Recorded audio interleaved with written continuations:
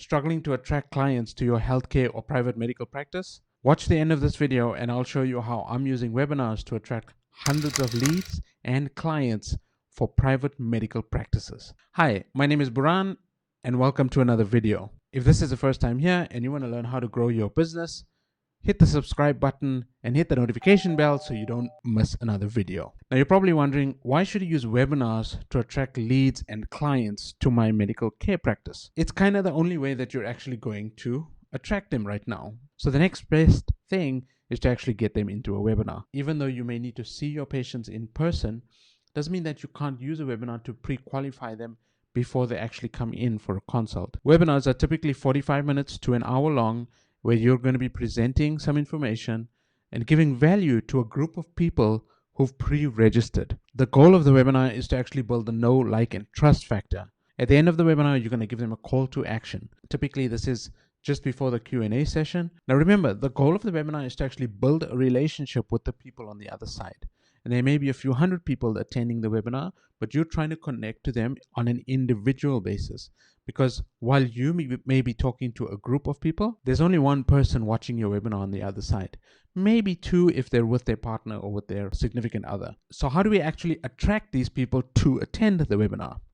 Well, I'm glad you asked, because as you probably know, we're using Facebook and Instagram ads. Now, done correctly, Facebook and Instagram can be a huge resource for you in actually attracting clients to your business. And I'm going to share 3 tips with you right now of how to actually attract those people into your webinar. Number 1, you're going to use great images and great videos to attract people to your webinar. Be sure to create a video or an image that attracts the attention of your potential client. Now, you don't want to shock people by using an image that is totally weird and obscure. Be sure to create a video or an image that's going to attract attention, and the way to do that is to keep it clean, keep it warm, keep it attractive. And what I would also say is use a picture of yourself or do the video yourself to actually attract people to your webinar. Be sure to create a video ad or image ad that's not too salesy, but that attracts attention and looks really good in the newsfeed. You want to create a feeling of safety and security while people are scrolling through the feed.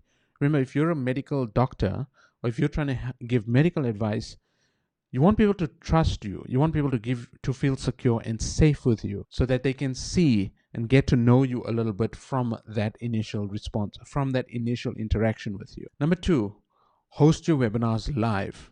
I get a ton of people that are telling me that they can just record the video, upload it to some software, and have the webinar automated. They don't have to present the webinar every single time. They don't have to, sit and answer questions and interact in the chat. My recommendation is always to do it live. Do as many live sessions as you can, as often as you can, even if it's for a similar topic. I personally think that live webinars work best purely because you get to read your audience and you get to see what's working and what's not working. In the Q&A session especially, you'll get to feel the audience from the chat. Step 3, test. Remember, this is all digital. So apart from you actually spending time on the live webinar, you get to test every single step of the process. You get to test the headline of your ad. You get to test the video or the image for your ads. You get to test the actual landing page and the page that they're landing on to register for the webinar. You get to test how many people attend your webinar, so all those invitations and those reminders that you're going to be sending before your webinar actually goes live. And inside of the webinar, you're actually going to feel and test what the audience is doing, what they're saying, what they're asking.